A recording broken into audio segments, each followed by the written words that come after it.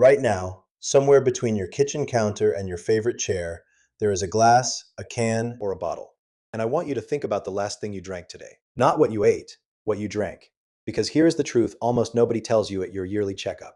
Your doctor asks about your salt shaker. Your doctor asks about bacon and frozen dinners and the drive through. Almost nobody asks what's in your glass. And for millions of people over 60, that is exactly where their blood pressure problem is quietly living. I'm going to walk you through 6 everyday drinks, some of them sitting in your refrigerator right now. One of them marketed directly to people your age as calming and natural, that are working on your arteries every single time you drink them. And I want to be honest with you before we start.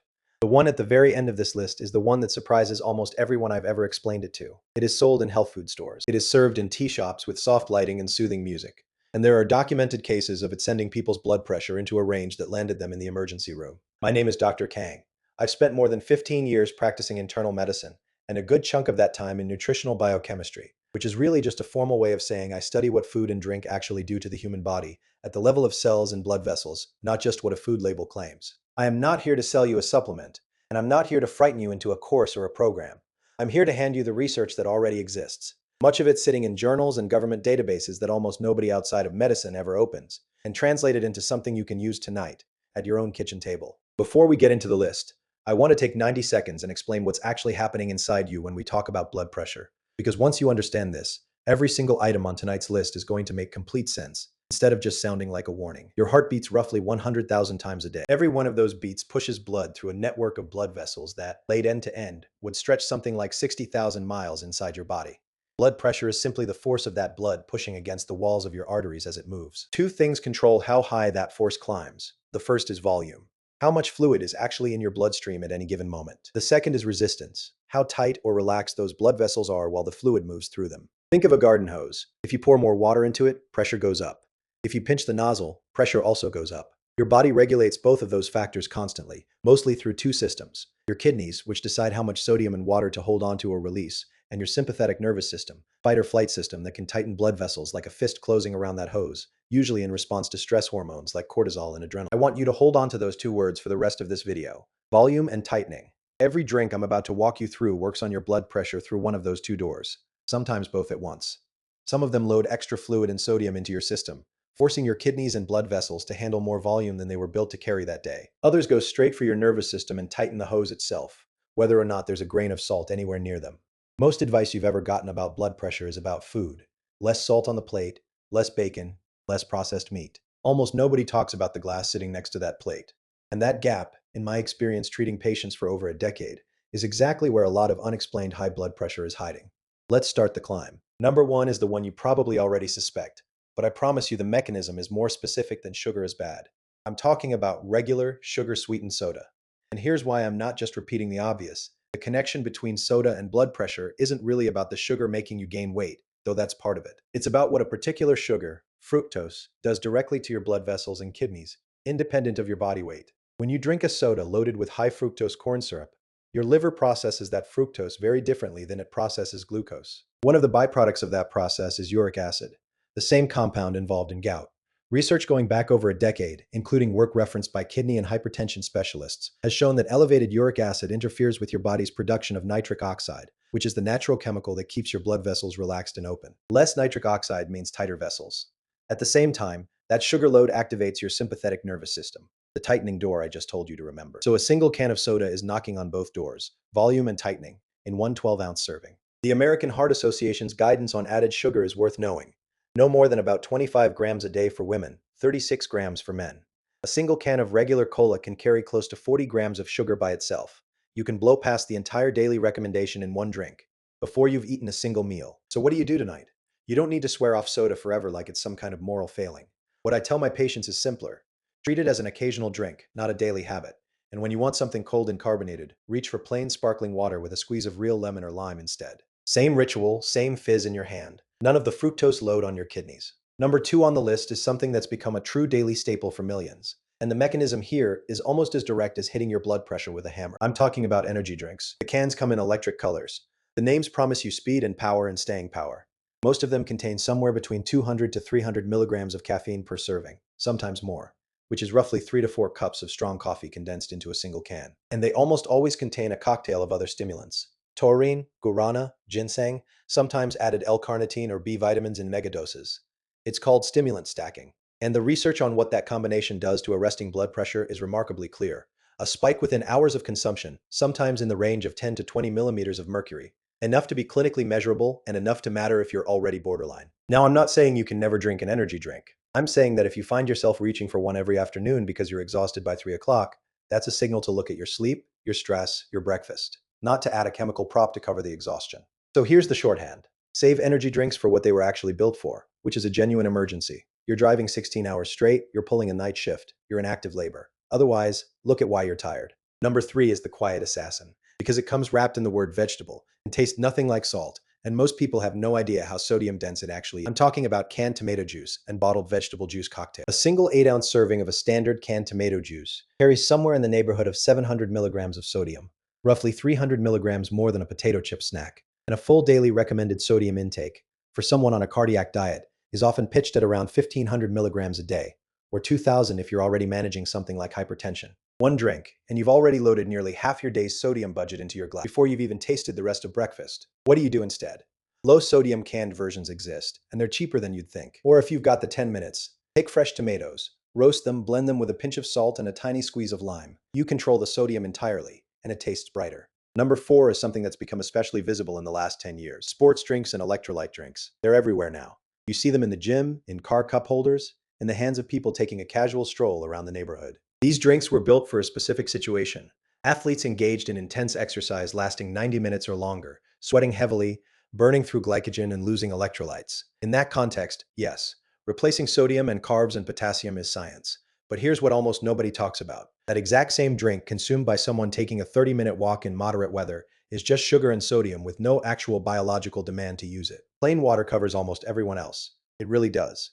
Fill a bottle, take it with you, sip while you walk. That's all you need. And if you want something with flavor, a tiny pinch of salt and a squeeze of lemon makes a home electrolyte drink that costs almost nothing and that you actually control. Number 5 is a sensitive one, because I know a lot of people have been told for years that a glass of red wine is actually heart healthy. Number 5 is alcohol. And I want to be specific about the mechanism, because it's probably not what you think. The heart-healthy angle came from a study called the French paradox, which looked at a very specific population over a very specific time period. And it's turned out, when epidemiologists have looked at it again and again over the last decade with better data, to be a statistical artifact and not reproducible. Here's what actually happens. Alcohol is a mild stimulant. It activates your sympathetic nervous system. It tightens your blood vessels through that fight or flight door I already told you to remember. And it does this whether you're having a beer, a glass of wine, or a cocktail. It's not about the color or the type. It's about the ethanol. The more often you drink, the more your body learns to tighten those vessels as a baseline response. And that's exactly the opposite of what you want for blood pressure over 60. Now, does this mean you can never have alcohol again? No. But it does mean the old advice, a glass of wine a night is heart healthy, is outdated and wrong. The research is pretty clear. Occasional alcohol is fine. Daily alcohol is not. Designate specific occasions, a wedding, a holiday, a dinner out, rather than specific times of day or specific days of the week. Number 6, and this is the one that made me want to make this video in the first place, is something you'll find in health food stores, in the tea section of your grocery store, in specialty tea shops with soft lighting and soothing music. It's marketed as calming, soothing for your nerves, a natural sleep aid. The drink is licorice tea, usually in a blend with anise or fennel or other traditional calm-down herbs. And here's what nobody in the health food store tells you. Licorice contains a compound called glycyrrhizin, which hijacks a very specific part of your kidney function. It suppresses an enzyme called 11-beta-hydroxysteroid dehydrogenase, which normally inactivates cortisol, your stress hormone. When that enzyme is suppressed, cortisol levels spike, and your kidneys respond by holding onto sodium and spilling potassium. Sodium retention drives blood pressure up. Potassium loss makes your heart rhythm irregular, makes your muscles weak, can contribute to fatal arrhythmias if it drops low enough. And this is not theoretical. There are documented cases in the medical literature of otherwise healthy people, some of them my own patients, landing in emergency rooms with blood pressure spikes and dangerously low potassium because they've been drinking licorice tea daily, usually for months or even years, never realizing what the natural tea was doing to their kidneys. What do you do if you love that tea? First, check the label.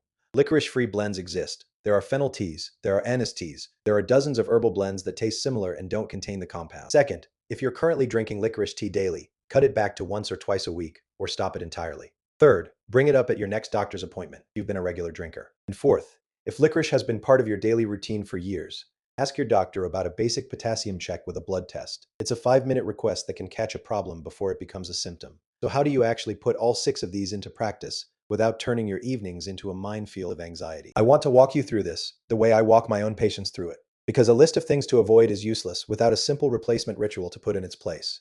Here's what I recommend building into your routine, starting tonight. First, take inventory of what's actually in your refrigerator and pantry right now, not from memory, but by physically looking at labels. Most people are stunned by what they find once they actually check the sodium content on that vegetable juice or the sugar content on that soda they've been drinking for years without ever reading the back label.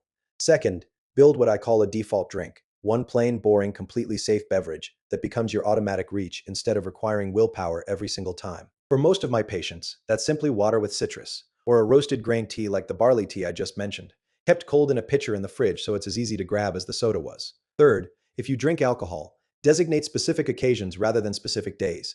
A wedding, a holiday, a dinner out, rather than every evening, because the research is clear that frequency matters more than any single serving. Fourth, when you do want something with genuine flavor and a little indulgence, make it yourself, because homemade almost always means you control the sodium and sugar in a way a can or bottle never allows. And fifth, this is the one people skip. Actually get your blood pressure checked at home, with a simple validated cuff, once or twice a week, rather than only at appointments months apart. You cannot make informed choices about your glass if you don't know your number. And blood pressure has almost no symptoms until it's already causing damage. That's exactly why it's called the silent pressure. You will not feel any of this happening.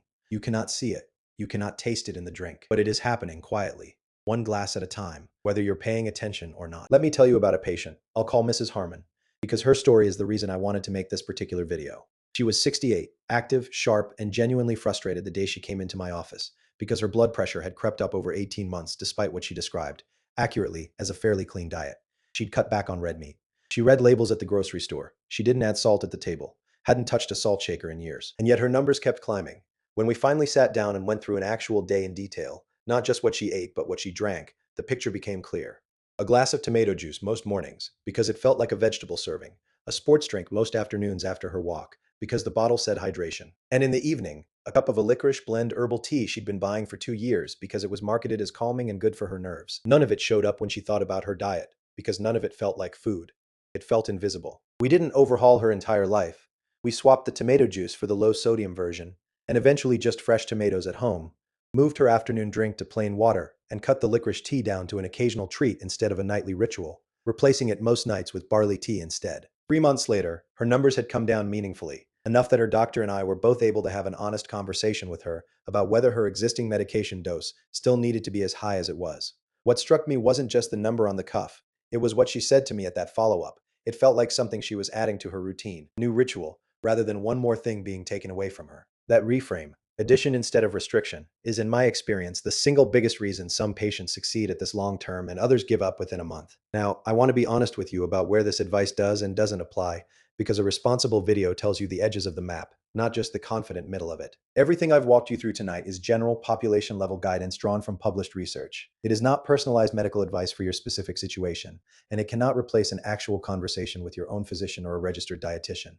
If you are managing kidney disease, particularly if you're on dialysis, your sodium and potassium needs are almost certainly stricter and more individualized than anything I've described here tonight, and you should be following your nephrologist's specific guidance over general advice from any video, including this one. If you're on blood thinners or on blood pressure medication specifically, ACE inhibitors, ARBs, diuretics, beta blockers, please don't make any of these changes, especially around alcohol or sodium intake, without looping in your prescribing doctor, because some of these medications interact directly with the very systems we've talked about tonight, and sudden changes in your sodium or fluid intake can actually throw off a carefully calibrated dose. If you're on a diuretic in particular, ask your doctor whether your potassium levels are worth checking with a simple blood test at your next visit. It's a 5-minute request that can catch a problem long before it becomes a symptom. And I want to say this plainly, because I never want a video like this one to accidentally push you in the wrong direction.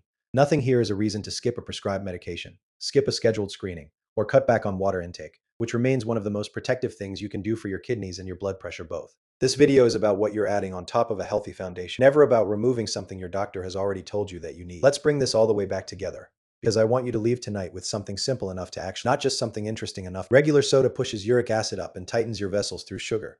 Treat it as occasional, and reach for plain sparkling water instead. Energy drinks spike your blood pressure within hours through stimulant stacking. Save them for genuine emergencies, not afternoon slump. And look at what's driving the exhaustion instead. Canned tomato and vegetable juice can quietly eat up nearly half your daily sodium budget in a single glass. Go low sodium or make it fresh. Sports and electrolyte drinks are built for athletes sweating for hours, not a short walk. Plain water covers almost everyone else. Daily alcohol, including that heart-healthy glass of wine, tightens your vessels through your stress hormone system more than most people realize. Make it occasional, not automatic. And licorice tea, sold as calm in a cup, can trigger a specific, well-documented hormonal hijacking in your kidneys that spikes blood pressure and drops potassium. Check your labels, and if you drink it regularly, bring it up at your next appointment. If you only change one thing starting tonight, I'd make it this. Swap out whatever your current daily default drink is for something completely plain, water or a roasted grain tea with nothing added. See how you feel and what your home cuff shows in just 2 to 3 weeks. You don't need to fix all six at once. You need one new habit that's easy enough to actually stick. It's not always what's on your plate. Sometimes it's what's in your glass. That's the whole thesis of tonight's video. And if you remember nothing else, remember that your blood pressure isn't only being decided at dinner. It's being decided one sip at a time, all day long, often by things you never thought to question because they didn't taste salty, didn't feel like alcohol, or came wrapped in the word natural. I'd genuinely love to know which of these six surprised you the most. I read every comment, and I mean that. Was it the tomato juice? The licorice tea? Tell me down below, and tell me which one you're planning to swap out first. Because I think that honesty helps everyone else watching just as much as it helps you. If somebody in your life has a cup of that calming herbal tea every single night without a second thought, this is exactly the kind of thing that takes 10 seconds to send them, and might genuinely change something for them. And if you want more of this, real sourced information about what's actually happening inside your body after 60, without the fear mongering and without anyone trying to sell you a supplement, consider subscribing, because that's the entire mission of this channel. Next week, we're staying in the kitchen, but we're moving to something almost everyone over 60 reheats without thinking twice about. And one of the 4 foods on that list is sitting in nearly every refrigerator in America right now. I'll see you then.